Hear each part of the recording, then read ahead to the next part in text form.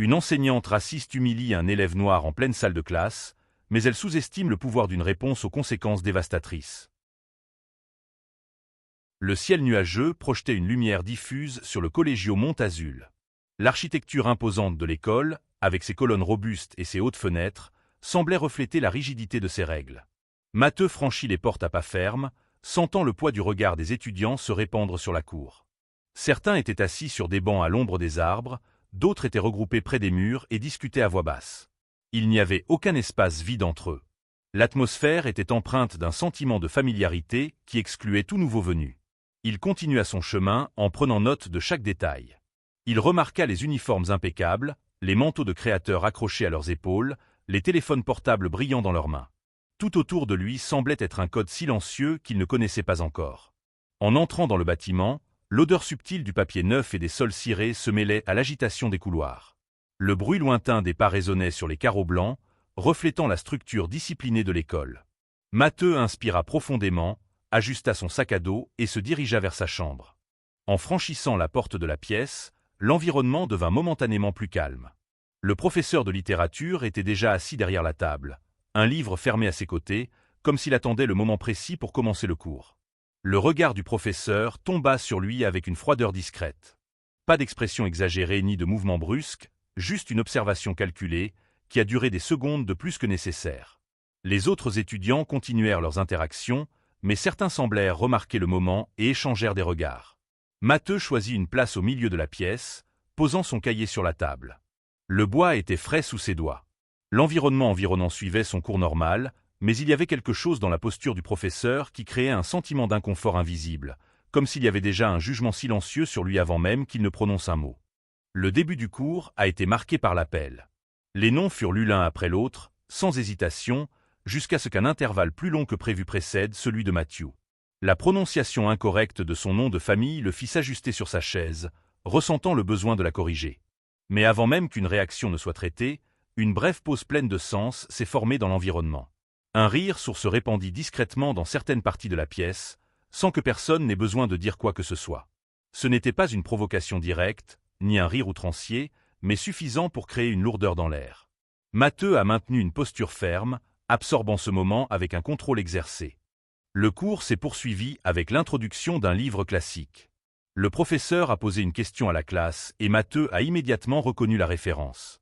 Le sujet lui était familier et la réponse était prête dans son esprit avant même qu'elle ait fini la phrase. Il leva naturellement la main, attendant qu'on l'appelle. Le temps a passé.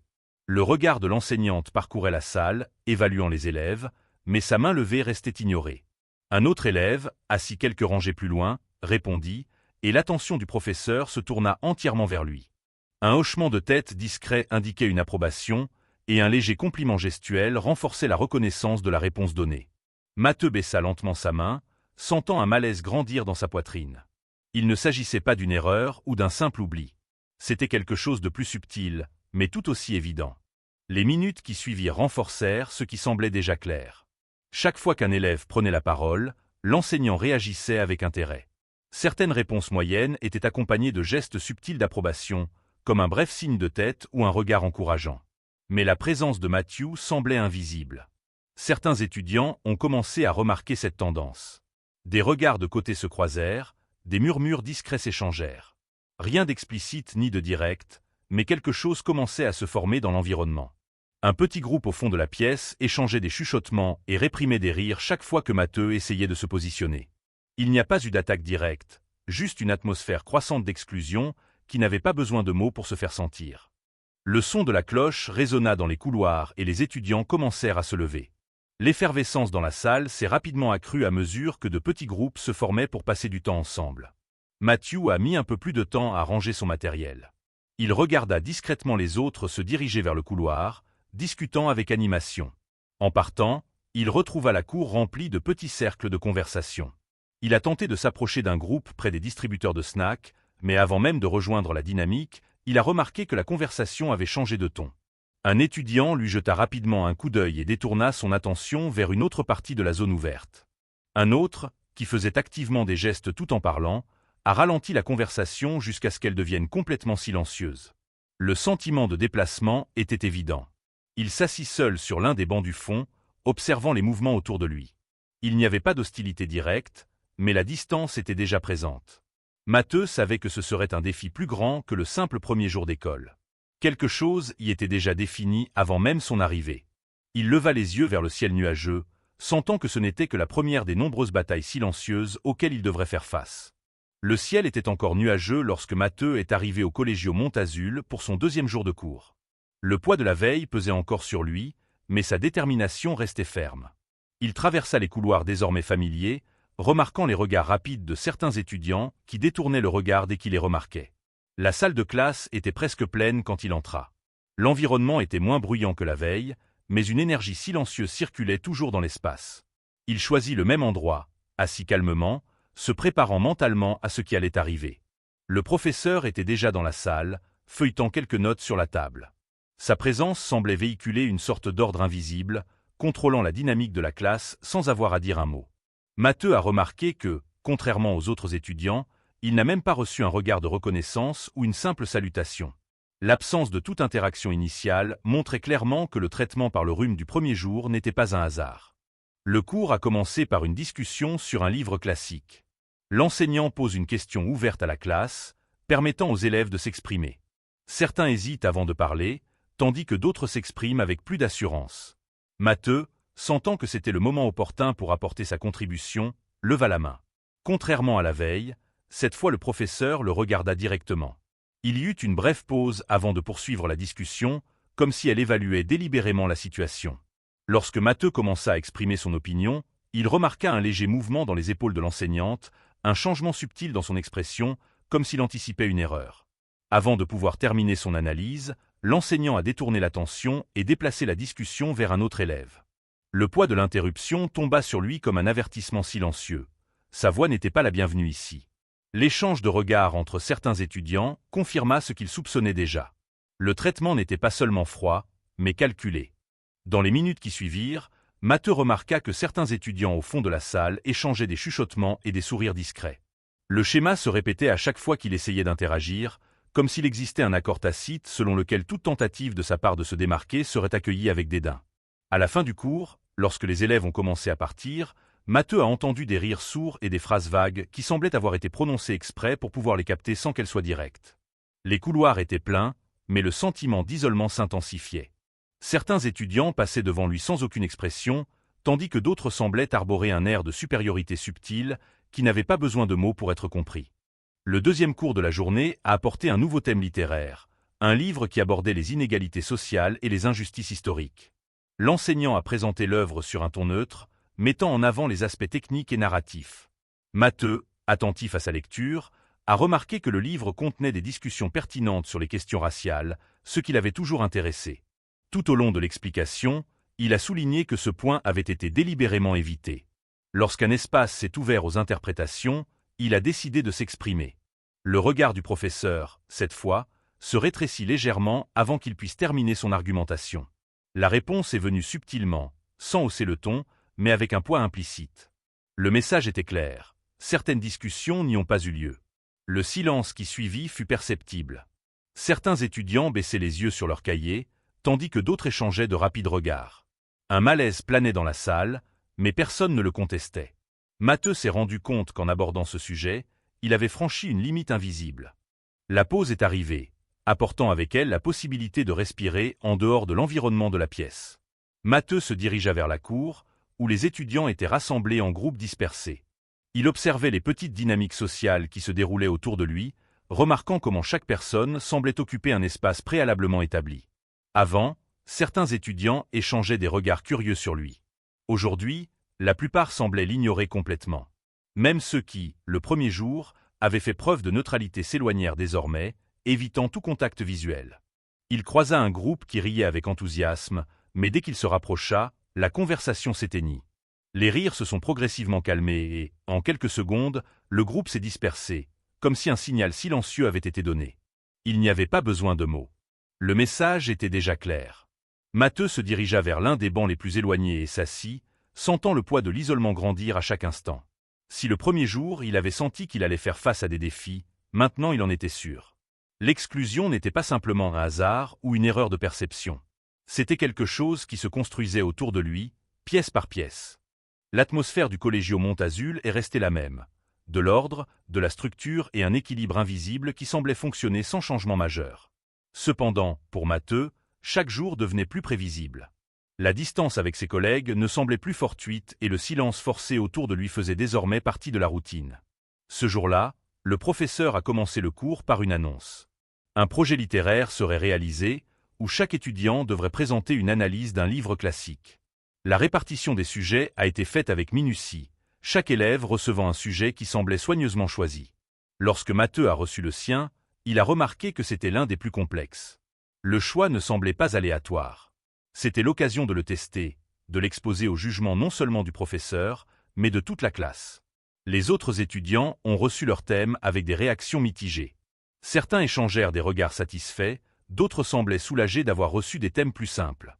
L'organisation des thèmes semblait, en quelque sorte, renforcer la structure déjà existante dans la salle.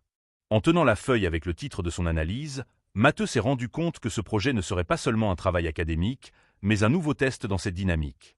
Les jours suivants, Matteux s'est consacré intensément à préparer sa présentation. Le sujet était exigeant, mais il se sentait confiant. Sa connaissance du travail était solide et il était déterminé à construire une argumentation bien structurée. À la maison, il révisait chaque section du livre, prenait des notes minutieuses et créait un scénario détaillé pour la présentation. Je ne voulais pas laisser place à des critiques superficielles. En révisant ses arguments, il a imaginé le moment de son discours devant la classe. Je savais que chaque mot serait évalué non seulement par la qualité du contenu, mais aussi par la volonté de Donna Lucia de l'accepter. Il répétait ses répliques devant le miroir, ajustant les petits détails, s'assurant de ne rien laisser au hasard. La présentation ne porterait pas uniquement sur la littérature. Il s'agirait de prouver que votre voix mérite d'être entendue. Le moment est arrivé. La pièce était plus calme que d'habitude, comme si le poids de l'événement était ressenti par tout le monde. Les premiers élèves ont présenté leur travail un à un, recevant les observations et commentaires de l'enseignant. Certaines critiques moyennes ont été acceptées sans résistance, tandis que d'autres ont reçu des éloges discrets. Matteux a observé chaque présentation, absorbant le modèle de réponse. Quand ce fut son tour, il se leva fermement et se dirigea vers le devant de la pièce, tenant ses notes avec confiance. La tension dans la pièce était subtile mais réelle. Il sentait le poids des regards sur lui, certains curieux, d'autres indifférents. Il inspira profondément et commença sa présentation. L'analyse de Matthieu était claire. Son discours était organisé, sa pensée bien développée. Mais, avant qu'il puisse conclure sur l'un des points centraux de son argumentation, l'enseignante fit un léger mouvement de la main, interrompant son discours. La coupure a été soudaine, mais calculée. Le ton de son regard, la façon dont il disposait les documents sur la table, tout indiquait que l'interruption n'était pas fortuite. La réaction a été immédiate. Un silence inconfortable tomba pendant une seconde avant que quelques étudiants n'échangent de rapides regards, comme s'ils attendaient de voir ce qui allait se passer ensuite. Matteux resta un instant immobile, sentant le poids de la situation. Il savait que son analyse était valable, qu'il l'avait étudiée en profondeur, mais cette interruption apportait quelque chose de plus grand qu'une simple question académique. L'attente dans la salle s'est accrue et le moment qui aurait dû être une démonstration de connaissance est devenu un test public d'endurance. La réponse de l'enseignant est venue de manière subtile, sans qu'il soit nécessaire de recourir à des mots agressifs ou à des tons forts. Mais le message était clair. La façon dont il réorganisait ses notes, la façon dont il haussait légèrement les sourcils, tout indiquait un rejet voilé de ce qui lui avait été présenté. La situation s'aggrava lorsqu'elle jeta un regard presque impersonnel sur le reste de la classe, comme si elle partageait une compréhension silencieuse de l'insuffisance de la présentation de Matteux. C'est à ce moment-là que quelques rires discrets commencèrent à se répandre au fond de la salle. Il n'y avait pas de rires ouverts, mais des murmures sourds, des regards détournés par des sourires retenus, des petits gestes qui rendaient la situation encore plus évidente. Matthieu resta immobile. Il sentit un malaise grandir autour de lui, comme si le moment était enregistré par tout le monde, mais sans que personne ne veuille intervenir. Son corps semblait plus lourd qu'avant. Son regard se posa un instant sur le sol avant de se tourner vers le professeur. Elle n'avait pas besoin de dire autre chose. Ce qui était censé être une évaluation littéraire est devenu un exercice d'exposition et d'exclusion. Le reste du cours a réussi presque automatiquement. Matteux retourna à sa place sans faire de bruit, sentant le poids de l'humiliation silencieuse qui s'installait autour de lui. Les étudiants vaquaient à leurs occupations habituelles, mais l'énergie dans la salle avait changé. Certains évitaient de le regarder directement, comme s'ils essayaient de faire comme si de rien n'était. D'autres gardaient un léger sourire sur leur visage, comme s'il digérait encore ce dont il venait de voir. Lorsque la cloche sonna enfin, il quitta la pièce sans se presser, mais sans avoir envie d'y rester plus longtemps que nécessaire. Dans les couloirs, le mouvement habituel suivait son cours. Matteux marchait sans destination immédiate, sentant que l'école autour de lui restait exactement la même. Mais pour lui, quelque chose avait changé. Ce qui était autrefois un subtil inconfort était désormais une barrière concrète. Il n'était plus seulement un étudiant ignoré. Maintenant, c'était un élève marqué. La semaine a continué son cours au Collegio Montazul. La routine immuable des couloirs, le mouvement synchronisé des étudiants et le poids invisible d'une hiérarchie silencieuse sont restés inchangés. Mais ce matin-là, quelque chose de différent s'est produit. Dans les couloirs, au milieu des conversations habituelles, un nouveau visage est apparu. Un homme de grande taille, vêtu d'un costume discret, marchait d'un pas ferme et le regard attentif. Son visage exprimait un calme et un sérieux, mais sa posture indiquait qu'il était là pour observer. Le nouveau coordinateur pédagogique, Marcos, avait récemment pris ses fonctions et, contrairement à d'autres employés qui sont passés inaperçus, sa présence a été immédiatement remarquée. Certains étudiants chuchotaient entre eux en le voyant, tandis que d'autres le regardaient avec curiosité. En parcourant les couloirs, Marcos a remarqué des nuances subtiles dans le comportement des étudiants. Certains parlaient librement, tandis que d'autres montraient une certaine peur en le rencontrant en chemin. L'atmosphère de l'école, organisée et impeccable à première vue, semblait cacher quelque chose derrière sa structure rigide. C'est alors qu'en passant par l'entrée d'une des chambres, il aperçut un étudiant qui sortait. Le garçon marchait avec les épaules tendues, des pas contrôlés et le regard droit devant lui, comme s'il voulait éviter tout contact visuel. Il y avait quelque chose dans sa posture qui attira l'attention de Marcos. La salle de classe où Matteux avait été maintenu gardait toujours un air de silence retenu. L'enseignant a rassemblé du matériel sur la table et les élèves se sont lentement dispersés. Marcos resta un moment à la porte, à regarder. La disposition des étudiants dans la salle semblait suivre un ordre invisible, où de petits groupes restaient proches les uns des autres, tandis qu'un espace vide planait autour de certaines tables. Il remarqua la présence de Matteux, assis au dernier rang, organisant ses notes en silence. Sa posture était rigide, mais pas indisciplinée, il y avait quelque chose dans son expression qui suggérait un épuisement réprimé. L'enseignante jeta un bref coup d'œil à Marcos avant de tourner son attention vers les papiers. Son expression était neutre, mais l'absence de toute initiative d'interaction démontrait qu'il ne le considérait pas comme une présence pertinente à ce moment-là. Sans rien dire, Marcos quitta les lieux, mais son regard resta attentif. Quelque chose dans cette pièce ne semblait pas bien. Pendant la pause, Matteux s'assit sur l'un des bancs les plus éloignés du patio. L'air frais du matin ne semblait pas alléger le poids de ce qui s'était passé ces derniers jours.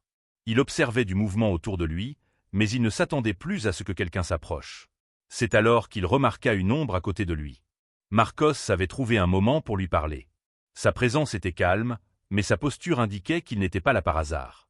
Le coordinateur étudia l'expression de Matteux, évaluant chaque petit détail. Il n'était pas nécessaire de poser des questions directes pour se rendre compte que quelque chose n'allait pas. Le silence prolongé entre les deux avait déjà apporté suffisamment de réponses. Matteux gardait le regard droit devant lui, sans bouger. Il était déjà habitué à gérer les situations seul, mais à ce moment-là, quelque chose en présence de Marcos semblait différent. Le coordinateur resta là encore quelques instants avant de se lever. Le regard qu'il lança à Matteux avant de partir avait une signification claire. Il avait compris. En fin d'après-midi, une annonce inattendue a été faite. Le professeur de littérature avait été convoqué pour une conversation en coordination.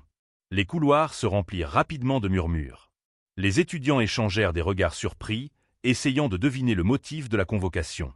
Certains semblaient inquiets, tandis que d'autres faisaient preuve de curiosité. Donna Lucia se dirigea vers la salle de coordination d'un pas ferme, en gardant la même expression contrôlée que toujours. Sa posture n'indiquait pas d'inquiétude, mais un léger inconfort était présent dans la raideur de ses mouvements. En entrant dans la pièce, il trouva Marcos assis derrière la table, analysant quelques documents. Son regard était serein mais précis. Elle s'installa devant lui, attendant que la conversation commence. La réunion a commencé par une approche formelle. Marcos a posé quelques questions sur la dynamique de la classe, essayant de mieux comprendre la relation entre les élèves et l'enseignant. Donna Lucia a répondu de manière calculée, en gardant son sang-froid. Ses paroles étaient précisément mesurées, soigneusement choisies pour conserver l'apparence de professionnalisme. Mais Marcos avait déjà suffisamment analysé. Son regard parcourait les réponses et cherchait des lacunes dans les détails.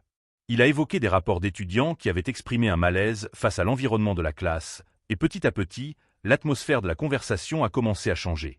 Donna Lucia maintint sa posture pendant un moment, mais il était clair que sa tranquillité commençait à se détériorer. Marcos n'a pas seulement observé les mots, il a lu les intentions. Petit à petit, l'enseignante s'est rendue compte que son approche habituelle ne suffisait plus. Les documents sur la table contenaient des rapports directs sur des situations survenues en classe. Les propos étaient précis, pointant du doigt des comportements jusque-là passés inaperçus auprès des autres membres de la coordination. Marcos a observé attentivement les réactions de l'enseignant à mesure que les détails étaient exposés. Elle a tenté de justifier certaines décisions, mais les preuves parlaient d'elles-mêmes. Le silence qui suivit fut plus révélateur que n'importe quel mot prononcé au cours de la conversation. À ce moment-là, quelque chose avait changé. La structure qui semblait auparavant inébranlable montre désormais ses défauts. Marcos se rassit sur sa chaise, conscient que le redressement était déjà en cours. Dehors, Matteux marchait lentement dans les couloirs, ignorant que, pour la première fois depuis son arrivée dans cette école, quelqu'un avait décidé d'intervenir en sa faveur. La salle de coordination était silencieuse. L'horloge murale marquait le passage des minutes avec un rythme presque mécanique, tandis que le professeur était assis devant le bureau de Marcos. Son expression était contrôlée, mais ses yeux trahissaient un discret malaise. Marcos maintint sa posture calme, analysant les papiers devant lui avant de la regarder. L'environnement portait une tension subtile, le sentiment que quelque chose était pesé et évalué à ce moment-là. Dehors, les couloirs suivaient leur flux habituel. Les étudiants se pressaient, les conversations apparaissaient et disparaissaient dans l'enceinte de l'école. Mais pour Matthew, quelque chose semblait différent. La convocation du professeur n'était pas passée inaperçue, et même sans savoir exactement ce qui se passait à l'intérieur de cette pièce, il sentait que quelque chose bougeait. En coordination, Marcos a commencé son analyse. Il a pointé du doigt les incohérences des rapports, les situations qui se répétaient en classe, les moments où certains comportements devenaient évidents. L'enseignante écoutait sans l'interrompre, mais sa posture devenait de plus en plus rigide. L'équilibre qu'il maintenait semblait s'affaiblir à chaque nouvelle observation. Tout au long de la conversation, Marcos a présenté des enregistrements d'incidents et des déclarations d'étudiants. Les documents contenaient des rapports faisant état d'un modèle de traitement différent au sein de la classe. Des petits détails qui, individuellement, pouvaient être justifiés, mais qui, placés en séquence, formaient une image indéniable. Donna Lucia gardait son sang-froid initial, mais ses yeux étaient désormais fixés sur les documents posés sur la table. L'analyse minutieuse de Marcos a démonté chaque justification avant même qu'elle ne soit présentée. La vérité était là, visible, construite à partir de faits jusqu'alors ignorés. Le professeur détourna le regard un instant, comme s'il cherchait quoi dire ensuite. Mais il n'y avait pas grand-chose à redire. Le poids de la preuve était supérieur à celui de toute défense qu'il aurait tenté de présenter. Dehors, le brouhaha continuait dans les couloirs. Certains étudiants commençaient déjà à commenter discrètement la réunion, échangeant des regards curieux et tentant de comprendre ce qui se passait. Matteux observait de loin, sentant un étrange malaise grandir en lui. La conversation dura encore quelques minutes, mais l'issue était déjà claire. La direction de l'école avait pris une décision. Donna Lucia serait démis de ses fonctions. L'annonce a été faite sur un ton formel et définitif. Marcos a observé attentivement la réaction du professeur en recevant la nouvelle. Son visage resta neutre, mais ses épaules se tendirent légèrement. Il n'y a eu aucune discussion. Il n'y a eu aucune résistance. Juste un silence rempli de compréhension tardive. L'autorité qui semblait autrefois inébranlable n'était plus qu'une façade prête à s'effondrer. Dehors, la nouvelle commençait à se répandre. L'effet fut immédiat. De petits groupes se formaient dans les couloirs, les étudiants chuchotant entre eux, essayant d'absorber l'information. Matteux entendit les premières rumeurs sans réagir. Je ne savais toujours pas comment le traiter. Le poids des derniers jours pesait toujours sur lui, et pendant un instant il ne pouvait pas imaginer que quelque chose avait vraiment changé. Mais il y en avait. Les cours se sont poursuivis normalement, mais l'énergie dans l'environnement avait changé. L'absence du professeur a été remarquée et les conversations sur le sujet se sont rapidement répandues. Certains étudiants qui auparavant ignoraient Matteux le regardaient maintenant de loin, comme s'ils voyaient quelque chose de différent en lui. L'indifférence commençait à se transformer en une sorte de reconnaissance silencieuse. À l'heure de la récréation, il se promenait dans la cour, sentant les yeux qui le suivaient. Il y avait un nouveau type d'attention sur lui, mais pas de la manière dont il était habitué. Un groupe d'étudiants qu'il avait ridiculisé auparavant évitait désormais de croiser son chemin. D'autres, jusqu'alors restés neutres, semblaient hésiter, comme s'ils envisageaient de s'approcher. Ce n'était pas exactement un changement complet, mais un début. En fin de compte, Matteux a été appelé à la coordination. En entrant dans la pièce, il trouva Marcos assis derrière le bureau, analysant certains rapports. Le coordinateur leva les yeux en entrant, évaluant sa posture avant de lui faire signe de s'asseoir. L'atmosphère était plus calme qu'avant, mais Matteux sentait encore une trace de tension en lui. Marcos étudia son visage pendant un moment avant de ramasser l'un des papiers sur la table. Il semblait vouloir mesurer l'impact du récent changement. La présence de Matthew n'était pas qu'une simple formalité. C'était une reconnaissance. Le silence entre les deux était suffisant pour transmettre ce qui devait être dit. La justice avait été rendue. Et, pour la première fois depuis son arrivée dans cette école, Matteux s'est rendu compte qu'il n'était pas complètement seul. Les jours suivants ont apporté une nouvelle dynamique à l'école. Sans la présence de Donna Lucia, les cours prenaient un ton différent. Les élèves ont commencé à observer Mathieu d'une nouvelle manière. Il restait encore des distances à surmonter, mais l'isolement qui l'entourait autrefois semblait commencer à se dissiper. Des petits gestes ont commencé à émerger.